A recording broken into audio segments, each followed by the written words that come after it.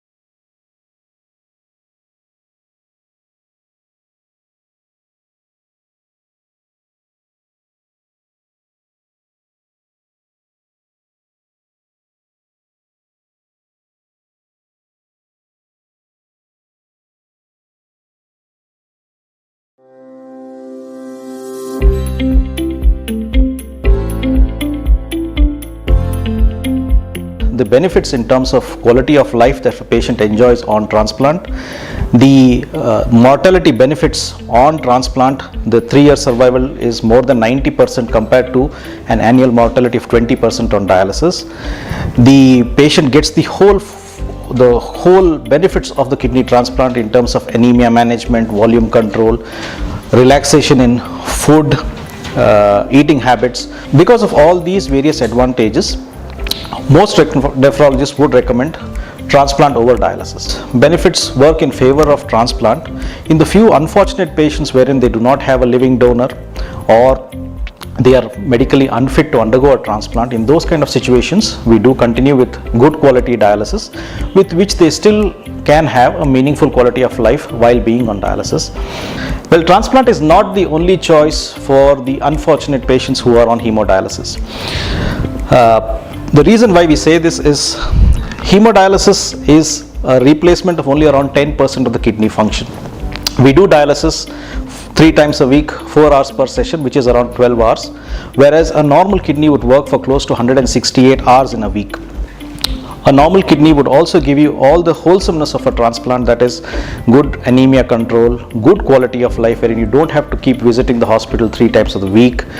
Your cost of treatment overall in the long run is going to be lesser with a transplant. You are going to have a lot of benefits in terms of survival, mortality, quality of life, as well as morbidity. And for all these various reasons that I have enumerated, transplant would be the best choice for patients who are end-stage renal disease and who need renal replacement. However, having said all this, there would be the few unfortunate patients who are medically unfit for undergoing a kidney transplant, and these patients would then need to continue being on hemodialysis and enjoy a reasonable quality of life, but with the caveat that the survival benefit that comes with transplant is far more superior than that on dialysis.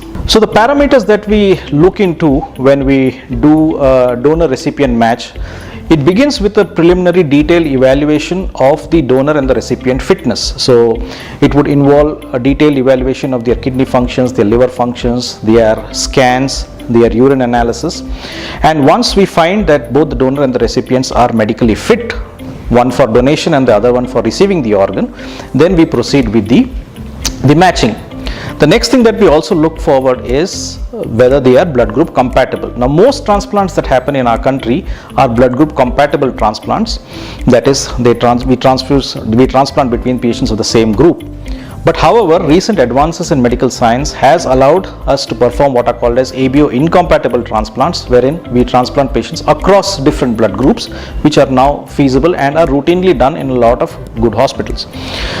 The third thing that we also look into is we do a cross match between the donor and the recipient, and the reason why we do this is basically to identify whether the recipient has any preformed antibodies which would predispose him to a higher rate of rejection if transplanted with the same donor. And lastly, we also do what is called as an HLA matching between the donor and the recipient if they are near relatives, to prove the relationship in the first place for legal purposes, and also it is shown that it has got long-term graft benefits.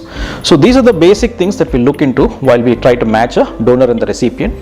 Other things that are also looked into is the size of the donor and the recipient to prevent any mismatch between donor recipients. So as per the Human Organ Transplant Act, we take the donors who are near relatives of the patient, and by near relatives we mean father, mother, brother, sister, children, grandchildren and grandparents. So this much contributes to what are called as near relatives. And the first degree relatives are what are called as non-near relatives, which are the extended family, which can also be considered on a case-to-case basis, and the merits of the case are put forward to the committee, and based on the committee approval we do these kind of transplants.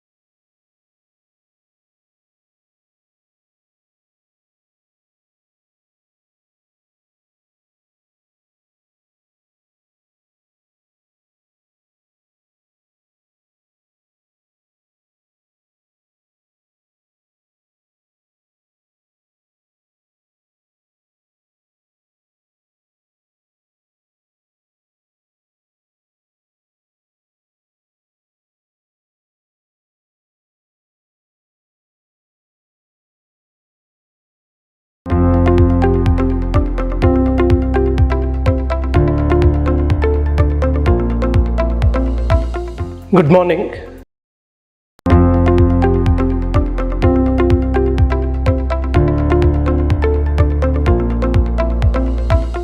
Good morning.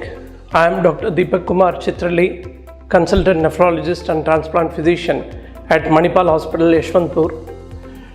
Warm regards on occasion of this World Kidney Day. Today, let us briefly understand about something which is really important in kidney disease, that is prevention of kidney disease. Now, when we speak about prevention, various questions arises like how can we prevent kidney disease?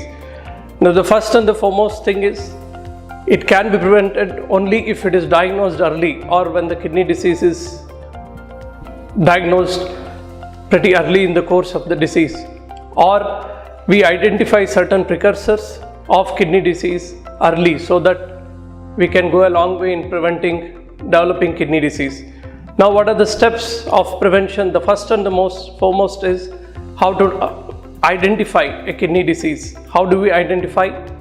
Anyone above and over the age of 40 years has to undergo general annual health checkup, which will give us an idea about a lot of precursors which can lead to kidney disease in future. These precursors are, it could be hypertension, it could be diabetes, it could be cardiovascular diseases, it could be obesity, it could be dyslipidemia or the bad cholesterol. Now, all this can